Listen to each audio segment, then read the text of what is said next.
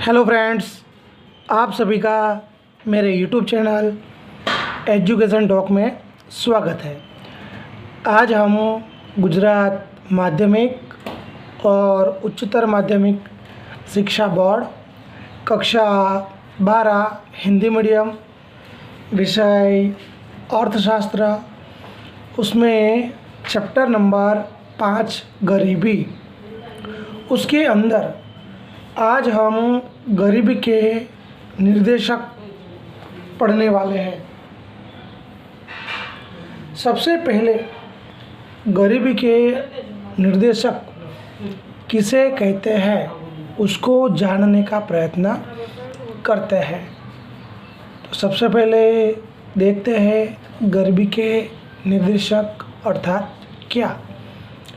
गरीबी की कक्षा और उसकी संरचना को दर्शाने वाली बातों को गरीबी के निर्देशक कहते हैं। या तो फिर एक और भी परिभाषा है, उसके अनुसार देश में गरीबी को दर्शाने वाले विभिन्न तत्वों को गरीबी के निर्देशक के रूप में जाना जाता है। गरीबों और उनकी जो गरीबी होती है उनके स्तर को पहचानने के लिए गरीबी के ये निर्देशक बहुत ही महत्वपूर्ण है। इस निर्देशक के द्वारा गरीबी के निश्चित स्वरूप और प्रमाण को जाना जा सकता है। अब हम गरीबी के निर्देशकों के बारे में विस्तार से जानने का प्रयत्न करेंगे। पहला जो निर्देशक है उसका नाम है प्रति व्यक्ति नीचा घरेलू उपभोग खर्च। सबसे पहले घरेलू उपभोग खर्च किसे कहते हैं उसके बारे में जानने का प्रयत्न करते हैं। प्रति व्यक्ति घरेलू उपभोग खर्च यानी एक वर्ष के दौरान परिवारों के द्वारा खरीदी की गई सभी वस्तुएं और सेवाओं का कुल मूल्य, जिसमें टिकाऊ वस्तुएं जैसे कि कार, वॉशिंग मशीन, कंप्यूटर इत्यादि के बाज़ार मूल्य को उस वर्ष की जनसंख्या के द्वारा भाग देने पर हमें घरेलू उपभोग खर्च प्राप्त होता है।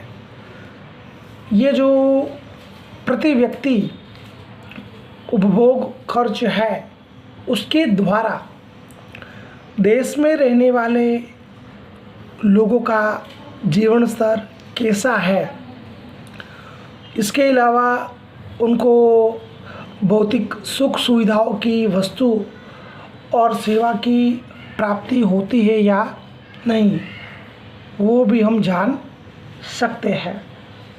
विकासशील देशों की तुलना में विकसित देशों में घरेलू उपभोग खर्च का प्रमाण बहुत ही अधिक होता है, जिसकी वजह से विकसित देशों में रहने वाले लोगों का जीवन स्तर बहुत ही ऊंचा होता है और वहाँ गरीबी का प्रमाण हमें बहुत ही कम देखने को मिलता है।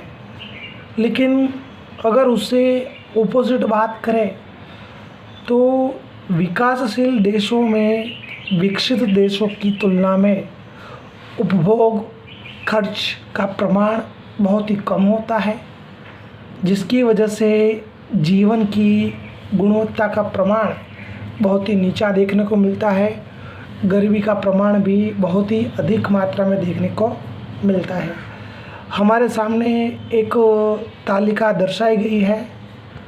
उस तालिका के हिसाब से हम बात करें तो उसके हिसाब से भारत में वर्ष 2005 के स्थिर भाव पर वर्ष 2014 में प्रति व्यक्ति घरेलू उपभोग खर्च का प्रमाण 725 अमेरिकन डॉलर जितना था, जबकि यूएस के अंदर 31,469 डॉलर जितना था, यूके के अंदर 25,828 डॉलर जितना था, जापान में 22,149 डॉलर जितना था। पाकिस्तान की बात करें तो पाकिस्तान के अंदर उपभोग खर्च का प्रमाण 2014 में 603 डॉलर जितना था।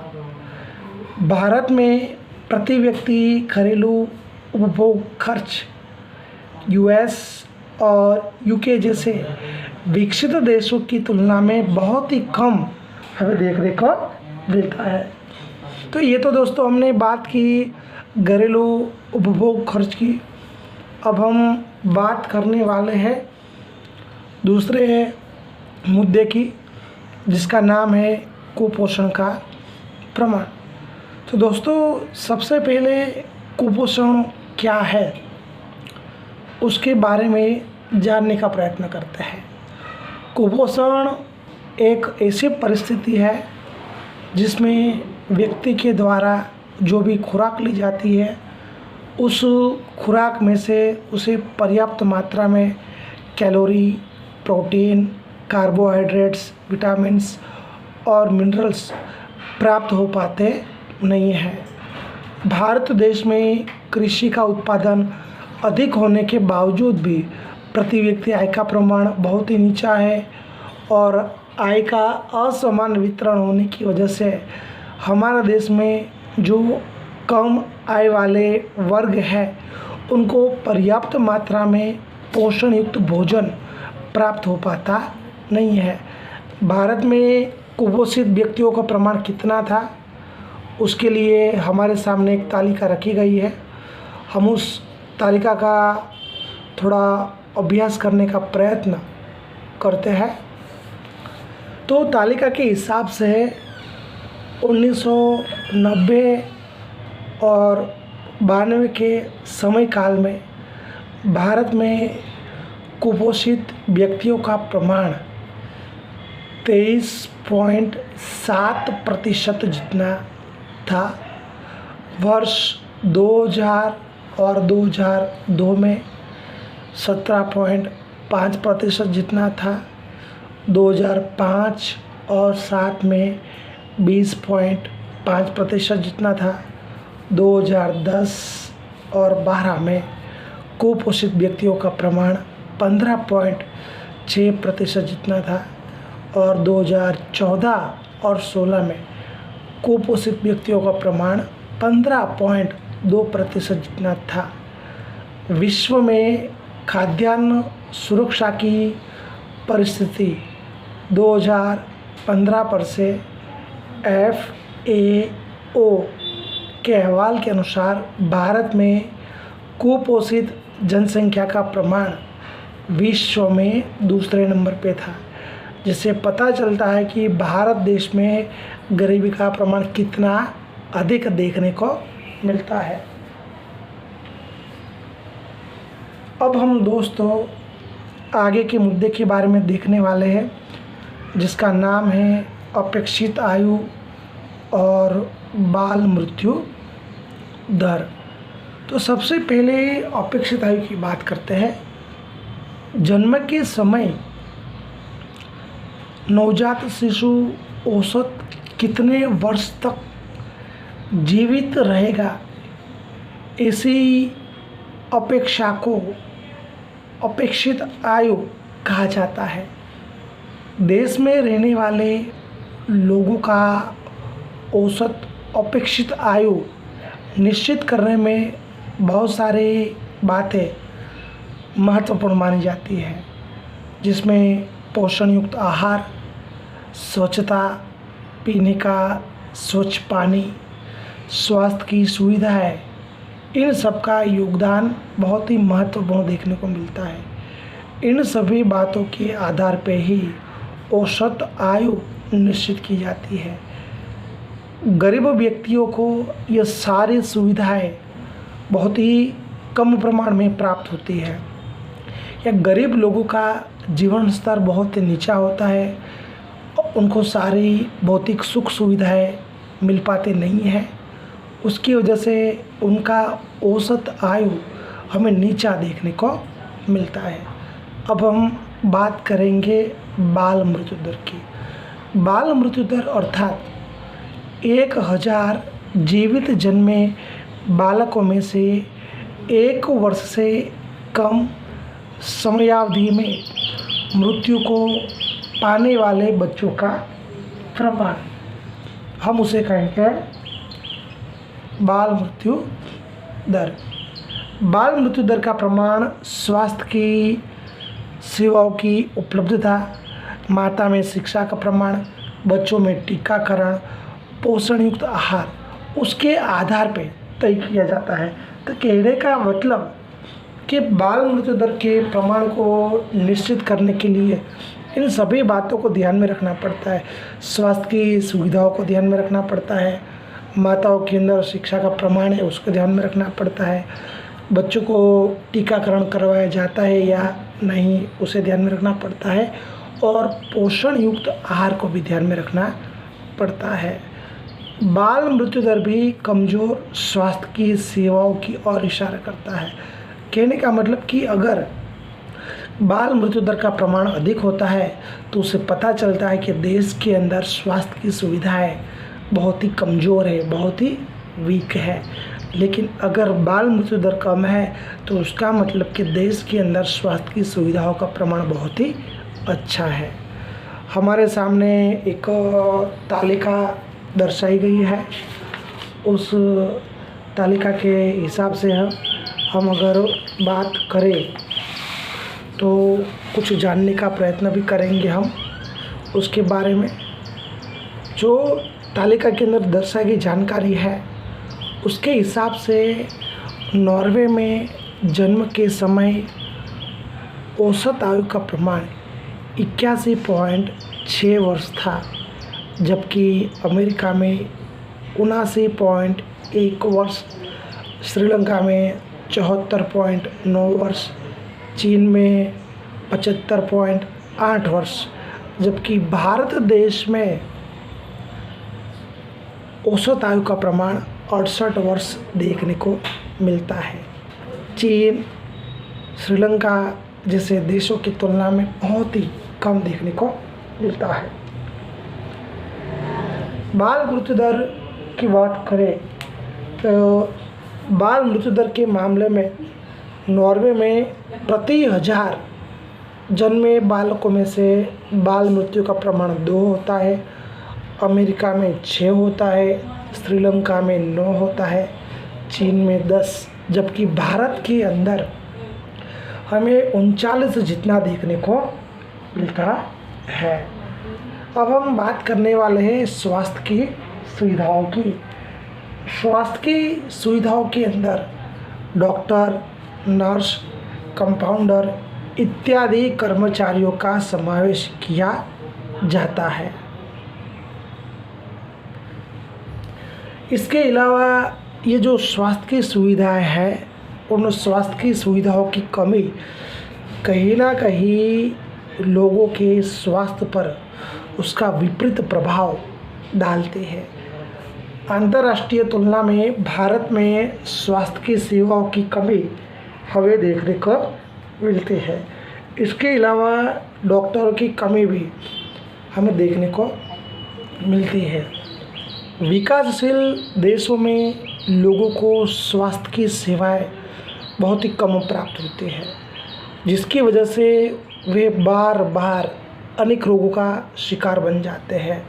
ऐसे गरीब लोगों को पर्याप्त मात्रा में भोजन नहीं मिल पाता है, जिसकी वजह से उनकी रोग प्रतिकारक क्षमता कम हो जाती है। देश में स्वास्थ्य की सेवाएं कम होने से लोगों को स्वास्थ्य की सुविधाओं से वंचित रहना पड़ता है और उसकी वजह से गरीबी का प्रमाण अधिक देखने को मिलता है। अगर हम बात करें तो विकासशील देशों में प्रति 6000 की आबादी पर एक डॉक्टर ही उपलब्ध होता है, जबकि विकसित देशों के अंदर 350 की जनसंख्या पर एक डॉक्टर की सुविधा उपलब्ध होती है।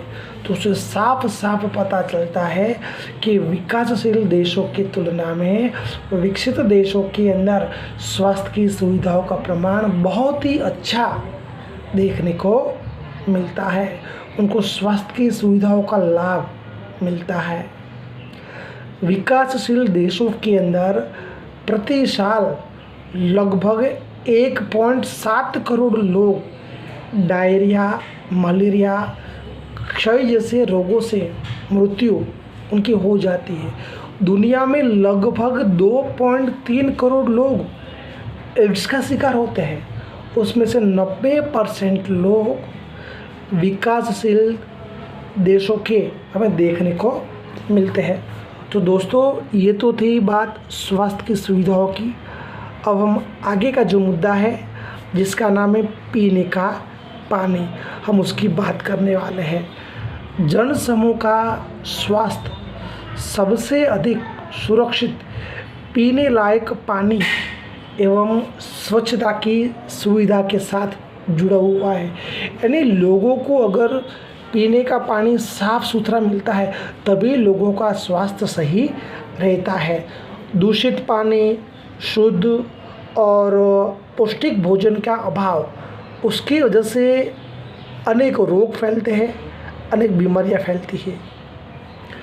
जनगणना 2011 की जानकारी के अनुसार भारत में 63.3% परिवारों को नल के द्वारा शुद्ध पानी मिलता है। 8.68% परिवारों को नल के द्वारा शुद्धिकरण न किया गया हुआ पानी मिलता है। 26% लोगों को अन्य स्रोत जैसे कि कुआं, हैंडपम्प, ट्यूबवेल, झरना, नदी, नहर और तालाब में से पीने का पानी प्राप्त होता है। तो दोस्तों, हमें पता चलता है कि भारत देश के अंदर आज भी लोगों को पीने के लिए शुद्ध पानी मिल पाता नहीं है।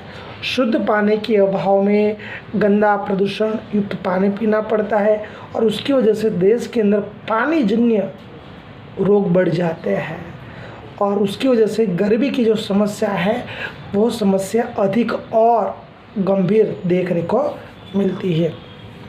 अब हम बात करने वाले हैं शौचालय की सुविधा के बारे में।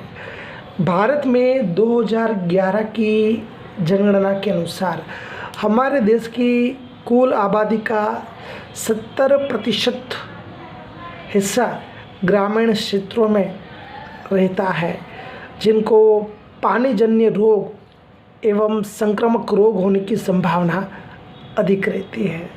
इससे बचने के लिए स्वच्छता बहुत ही महत्वपूर्ण है और उसके लिए शौचालय की सुविधा होना बहुत ही महत्वपूर्ण है। हमारे पास जो तालिका है उस तालिका की अगर हम बात करें तो आज भी भारत देश के अंदर 66% परिवारों में मकान के अंदर शौचालय की सुविधा उपलब्ध है, जबकि बाकी के 34% परिवारों को सार्वजनिक शौचालय का उपयोग करते हैं या तो फिर खुले में शौच के लिए जाते हैं। परिणाम की वजह से स्वच्छता का अभाव बढ़ता है, प्रदूषण बढ़ता है, शारीरिक कमजोरी आती है, उत्पादकता और उत्पादन का प्रमाण भी नीचा देखने को मिलता है, जो गरीबी को बढ़ाने के लिए कहीं ना कहीं जिम्मेदार माने जाते हैं। दोस्तों, हम आगे का जो निर्देशक है जिसका नाम है आवास, उसकी बात करेंगे। गरीबी के निर्देशक के रूप में आवास और उसका स्वरूप ये भी महत्वपूर्ण माना जाता है। विकासशील देशों के अंदर आवास की समस्या देखने को मिलती है, आवास की हमें कमी देखने को मिलती है। लोगों को गंदे आवास में रहना पड़ता है, झोपड़पट्टी में रहना पड़ता है। यह प्रवर्तमान गरीबी का मापदंड माना जाता है। आवास यह मनुष्य की प्राथमिक आवश्यकता मानी जाती है। किस प्रकार का आवास है उस पे से गरीबी का स्तर निश्चित किया जाता है। आवास का मकान, कमरे और रहने वाले लोगों की संख्या, घर में नल, ड्रेनेज, बिजली जैसी सुविधा वाले मकानों का प्रतिशत गरीबी के स्तर को दर्शाने का काम करता है। भारत में पर्याप्त सुविधा वाले मकानों की हमें तंगी देखने को मिलती है। भारत में 60 करोड़ लोग स्वास्थ्य को नुकसान पहुंचाने वाले और जीवन को जोखिम आवासों में रहते हैं। भारत में अधिकतर लोग एक कमरे की सुविधा वाले मकानों में रहते हैं। तो उससे साफ पता चलता है कि भारत देश के अंदर जनसंख्या के मुकाबले आवास की हमें कमी देखने को मिलती है, या तो बहुत ही तंगी हमें देखने को मिलती है। उसके बाद का जो टॉपिक है वो है बिजली का उपयोग। किसी भी देश के आर्थिक विकास को प्रभावित करने वाला सबसे महत्वपूर्ण परिबल यानी बिजली की सुविधा। देश में उत्पादन बढ़ाने के लिए और लोगों का जीवन स्तर सुधारने में बिजली का योगदान बहुत ही महत्वपूर्ण माना जाता है। भारत बिजली का एक बहुत बड़ा उत्पादक देश माना जाता है और उपभोग करने वाला देश माना जाता है। इस प्रकार अधिक आबादी और कम प्रति व्यक्ति आय होने की वजह से प्रति व्यक्ति बिजली का उपभोग बहुत ही कम देखने को मिलता है। तो कहने का मतलब कि बिजली की सुविधा लोगों को पर्याप्त मात्रा में मिल पाती नहीं है, और उसकी वजह जनसंख्या। हमारे देश में आबादी बहुत ही अधिक मात्रा में है। इसके अलावा लोगों की जो प्रति व्यक्ति आय है वो भी कम है। उसकी वजह से बिजली की सुविधा अधिकतर लोगों को मिल पाती नहीं है। आगे का जो मुद्दा है वो शिक्षा का है। हम उसके बारे में बात करने वाले हैं। विश्व बैंक की जानकारी के अनुसार 15 वर्ष या उससे अधिक उम्र के लोग जो पढ़ सके, लिख सके, उनको साक्षर माना जाता है, और बाकी के जो लोग हैं उनको निरक्षर माना जाता है, और वे अधिकतर गरीब देखने को मिलते हैं। शिक्षा और तालीम का नीचा प्रमाण देश में अकुशल और नीची उत्पादकता वाले श्रमिक उपलब्ध करवाता है, जिससे श्रमिकों का व्यवसाय और रोजगार के जो अवसर होते हैं वो बहुत ही मर्यादित बन जाते हैं, बहुत ही सीमित बन जाते हैं, जिसकी वजह से उनको बहुत ही कम मात्रा में वेतन मिलता है, और कम वेतन होने की वजह से गरीबी का प्रमाण दिन प्रतिदिन बढ़ता जाता है। वर्ष 2011 में ब्राज़ील में साक्षरता का दर 91% जितना था, 91% जितना था। भारत में 74.4%, नेपाल में 60% और पाकिस्तान में 55% जितना प्रमाण शिक्षा का देखने को मिलता है। तो उससे साफ पता चलता है कि विकासशील देशों के अंदर विकसित देशों की तुलना में शिक्षा का प्रमाण बहुत ही कम होता है। गरीब जनसंख्या के अंदर शिक्षा का प्रमाण कम होने की वजह से वे लोग रूढ़िचुस्त मानसिकता वाले होते हैं। वो समाज में आने वाले परिवर्तनों को, बदलाव को जल्दी से अपना सकते नहीं है। निरक्षरता का ऊंचा प्रमाण गरीबी को दर्शाने का काम करता है। सिर्फ प्रति व्यक्ति आय के प्रमाण पर से ही विश्व में प्रवर्तमान गरीबी का सही अनुमान मिल सकता नहीं है। ऊंची प्रति व्यक्ति आय वाले देश में भी गरीबी रेखा के नीचे जीवन जीने वाले लोगों का प्रमाण हमें अधिक देखने को मिलता है। आगे का मुद्दा है आय और संपत्ति का असमान वितरण। 1991 के आर्थिक सुधार के बाद के समय में भारत में ऊंचे दर से आर्थिक वृद्धि और प्रति व्यक्ति आय में तेज़ी से वृद्धि हुई है, लेकिन उसके बावजूद भी आय का वितरण हमें असमान देखने को मिलता है, और उसकी वजह से गरीबी का प्रमाण दिन प्रतिदिन बढ़ता हुआ देखने को मिलता है। आय की असमानता बढ़ने की वजह से एक तरफ उच्च जीवन स्तर के साथ उच्च सुविधाएं भोगने वाले धनी वर्ग हैं, तो दूसरी तरफ कम आय वाले, बिना मकान के एवं गंदे आवास, भोजन एवं शिक्षा और स्वास्थ्य की सुविधाओं से वंचित हमें गरीब वर्ग देखने को मिलते हैं। हमारे सामने एक तालिका दर्शाई गई है। उस तालिका के अंदर यूएसए, यूके और भारत के उच्च स्तर के 1% जनसंख्या के पास प्राप्त वास्तविक आय का हिस्सा दर्शाया गया है, उसे जानने का हम प्रयत्न करते हैं।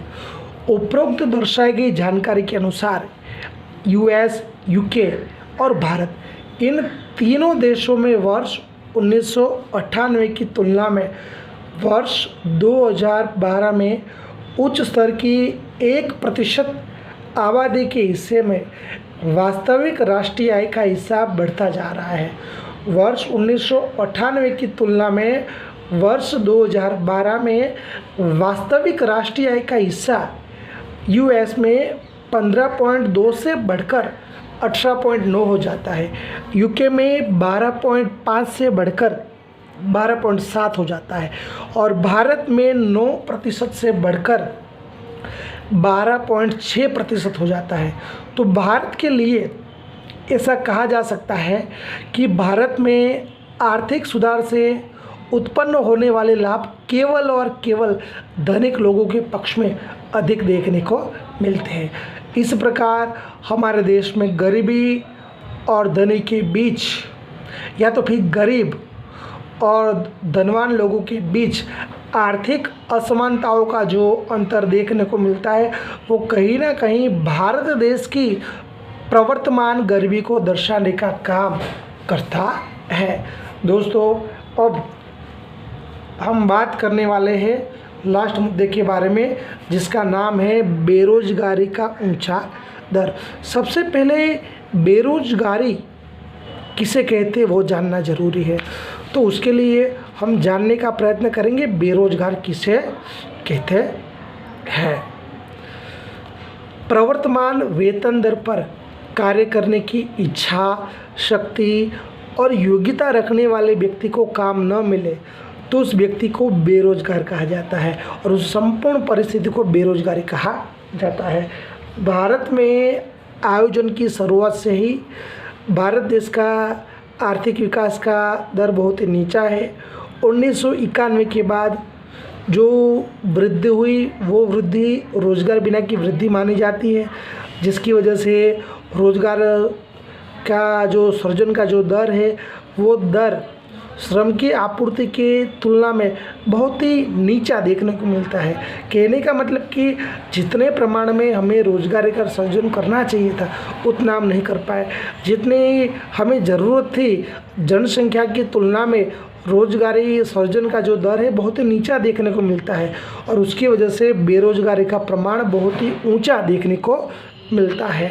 अब हम बात करें तो जब बेरोजगारी की स्थिति का निर्माण होता है तो उसकी वजह से बेरोजगारी की स्थिति में व्यक्ति के पास आय का अभाव होता है या व्यक्ति के पास आय होती नहीं है, व्यक्ति की आमदनी बंद हो जाती है, जिसकी वजह से व्यक्ति अपनी और अपने परिवार की जो भी आवश्यकता होती है उन आवश्यकताओं को वो संतुष्ट कर पाता नहीं है। जब व्यक्ति बेरोजगार होता है तो बेरोजगार होने की वजह से आमदनी बंद हो जाती है। आमदनी बंद होने की वजह से व्यक्ति स्वयं की ज़रूरतों को और परिवार के लोगों की ज़रूरतों को पूर्ण कर सकता नहीं है और जिसकी वजह से दिन प्रतिदिन गरीबी का प्रमाण बढ़ता जा रहा है। भारत में वर्ष 2011 तक बेरोजगारी का प्रमाण 9% के आसपास था। वर्ष 2013 और 14 में श्रम ब्यूरो के द्वारा बेरोजगारी का पंजीकृत अनुपात 15 वर्ष से अधिक आयु के लोगों में बेरोजगारी का प्रमाण 4.9% जितना था। ग्रामीण क्षेत्रों के अंदर यह 4.7% जितना था और शहरी क्षेत्रों के अंदर वो प्रमाण 5.5% जितना देखने को मिलता है। तो दोस्तों, ये हमने बात की बेरोजगारी की कि बेरोजगारी का ऊंचा दर ये भी कहीं ना कहीं गरीबी के लिए जिम्मेदार माना जाता है। दोस्तों, आज के वीडियो के अंदर हमने गरीबी के निर्देशक अर्थात क्या उसके बारे में देखा और गरीबी के निर्देशक कौन कौन से हैं, देश के आर्थिक विकास में उनका क्या प्रभाव पड़ता है, उसकी चर्चा हमने आज की वीडियो में दोस्तों की। अगर दोस्तों आपको ये हमारा वीडियो पसंद आए तो ज़्यादा से ज़्यादा उसे लाइक कीजिए, ज़्यादा से ज़्यादा उसे शेयर कीजिए। हमारा ये जो चैनल है एजुकेशन टॉक, उसका उद्देश्य बच्चों को ऑनलाइन शिक्षा देना है, तो कोई भी बच्चा शिक्षा से वंचित ना रहे, इस हमारे प्रयत्न को सफल बनाने के लिए आप ज़्यादा से ज़्यादा इस चैनल को ग्रुप शेयरिंग कीजिए, ज़्यादा से ज़्यादा आपके फ्रेंड सर्कल में इस चैनल को सब्सक्राइब करवाइए, ताकि हमारा ये छोटा सा प्रयत्न सफल हो सके। दोस्तों आगे के वीडियोस के अंदर हम आपके सामने फिर से एक नए टॉपिक के साथ उपस्थित होंगे, एक नए टॉपिक की चर्चा करेंगे और शिक्षा का ये जो दौर है उसे आगे बढ़ाने का हम काम करेंगे। तब तक दोस्तों अलविदा, जय हिंद, भारत माता की जय, वंदे मातरम। धन्यवाद अस्तु।